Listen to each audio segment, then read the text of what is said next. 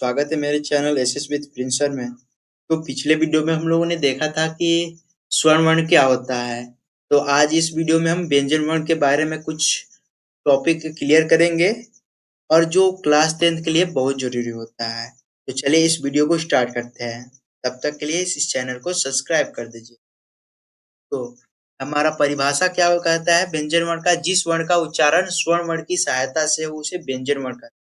यानी स्वर्ण वर्ण क्या होता है, हमारा आ ये हमारा स्वर्ण वर्ण है, लेकिन हमको व्यंजन वर्ण कंप्लीट करने के लिए या पूरा करने के लिए हमको स्वर्ण वर्ण की जरूरत होती है। या एग्जाम्पल में देख सकते हैं, ये हमारा व्यंजन वर्ण है आधा का प्लस ये मतलब ये हमारा क्या है, स्वर्ण वर्ण है। तो स्वर्ण वर्ण की मदद से जो हमारा वर्ण बनता है उसे हम व्यंजन वर्ण कहते हैं। यहाँ पर आधा ख प्लस अ है तो पूरा बनेगा ख, आधा ग प्लस अ इक्वल टू पूरा ग।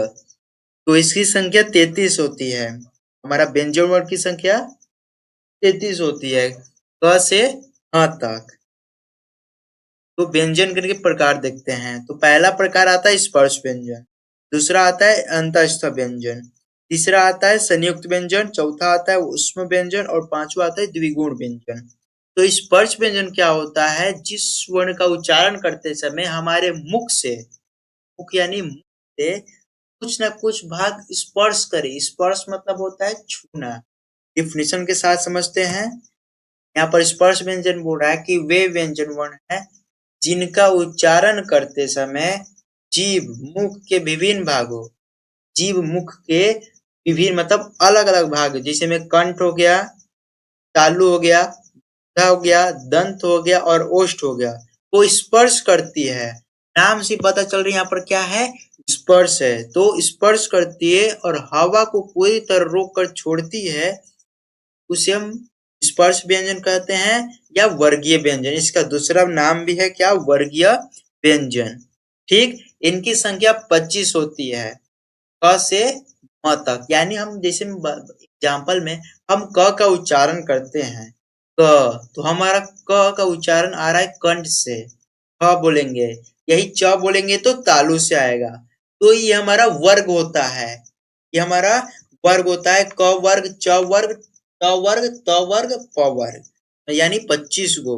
यहाँ पर 25 गो तो क वर्ग, क से लेके म तक ये हमारा वर्ग होता है। वर्ग देख लेते हैं, वर्ग और उनके उच्चारण। तो क वर्ग किसे कहते हैं, क से लेके अंग तक हमारे क्या कहलाते हैं, क वर्ग, जिसका उच्चारण स्थान क्या है, कंठ है। यानी हम उच्चारण स्थान कहाँ से करते हैं, कंठ से।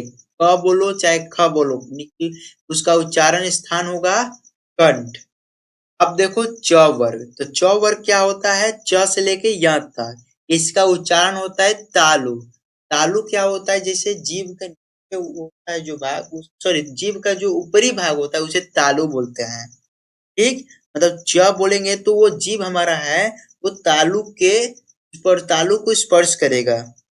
अब वही देखो ट वर्ग, तो ट वर्ग क्या होता है, मूर्धा। अब मूर्धा क्या होता है, जो जीभ का निचली भाग होता है उसे हम मूर्धा बोलते हैं। तो जीभ हमारा स्पर्श करेगा मूर्धा को, तब जाके ट ठ इसका उच्चारण होगा। अब उसी प्रकार हमारा त वर्ग भी होगा, तो त वर्ग का उच्चारण स्थान क्या होगा, दंत। तो हमारा जीभ दंत को क्या करेगा, स्पर्श करेगा। फिर उसी प्रकार हमारा क्या है, प वर्ग। तो प वर्ग अगर हम बोलेंगे तो हमारा जो ओठ है परस्पर सटेगा, प बोलो चाहे फ बोलो, तो ये इसका उच्चारण स्थान क्या है, ओष्ठ। ठीक, तो ये हमारा वर्ग हुआ, स्पर्श व्यंजन हुआ। अब दूसरा प्रकार देख लेते हैं अंतःस्थ व्यंजन। तो अंतःस्थ व्यंजन क्या कहलाता है, जिनका उच्चारण स्वर और व्यंजन के मध्य में होता है। इनके स्वर और व्यंजन के मध्य में होता है तथा इनके उच्चारण में जीभ मुंह के भीतरी भागों को बहुत मामूली या स्पर्श करती, मामूली सा एकदम थोड़ा सा स्पर्श करती है। इनकी कुल संख्या कितनी होती है, 4, य र ल व। मतलब क्या होता है, स्वर और व्यंजन मतलब अ और क के बीच में होता है हमारा इसका उच्चारण।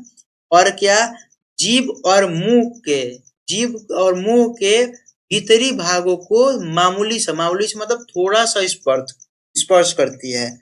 वही हमारा अंत स्तन व्यंजन कहलाता है। य बोलो चाहे र बोलो चाहे ल चाहे व, इसकी संख्या 4 होती है। तो 25 हमारा हो गया स्पर्श व्यंजन, 4 हो गया हमारा अंत व्यंजन, तो 25 4 29, और बाकी का हम लोग अगले वीडियो में देखते हैं। तो तब तक के लिए आप बने रहिए हमारे साथ। इस वीडियो में इतना ही, मिलते हैं अगले वीडियो में व्यंजन वर्ण के तीसरा प्रकार यानी उष्म व्यंजन के साथ। तो इस तब तक के लिए इस चैनल को सब्सक्राइब कर दीजिए। धन्यवाद।